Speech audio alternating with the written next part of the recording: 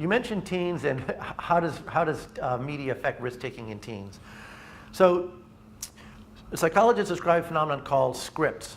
And what scripts are ways that we interact in certain situations that we find ourselves. So we have lots of these, most of us do. The first time you meet somebody, you actually have a routine that you go through mentally that you've developed over time. Okay, I recently had to develop a script. I'm terrible with faces and names, and when I would be found, I would see people in the grocery store and they would come say hi, Dimitri, and I always sort of made it known that I didn't know who they were because I would, look kind of flummoxed and confused, and so I consciously developed this script where I just say, oh, hi, like I know who you are, but I don't. So I shouldn't have told you that, but I figure I'm not going to see most of you again. So, but I did it quite deliberately. I developed that script.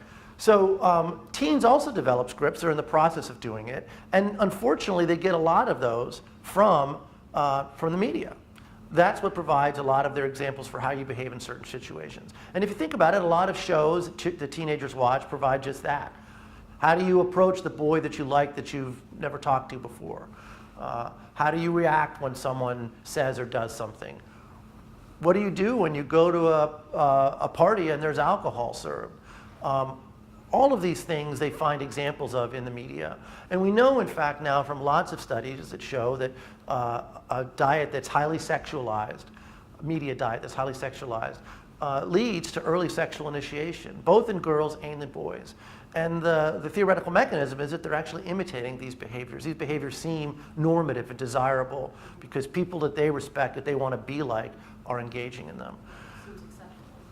It seems acceptable, and in fact, it seems like the right thing to do because you're seeing how it plays out. You're developing these kinds of scripts. Now, I want to point out the opposite is also true. So it's not only they imitate negative scripts, they also imitate positive ones.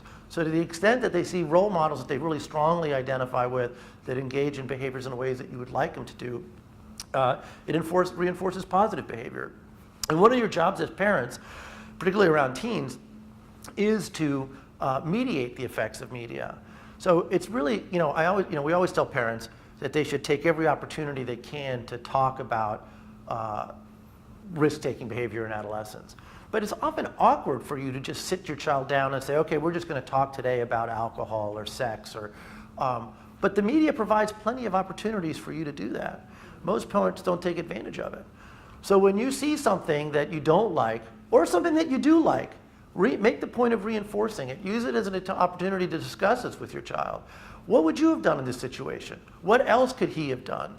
Boy, I really like the fact that he didn't get in the car with that person who was drinking. Point that stuff out. Reinforce it. Don't passively sit there.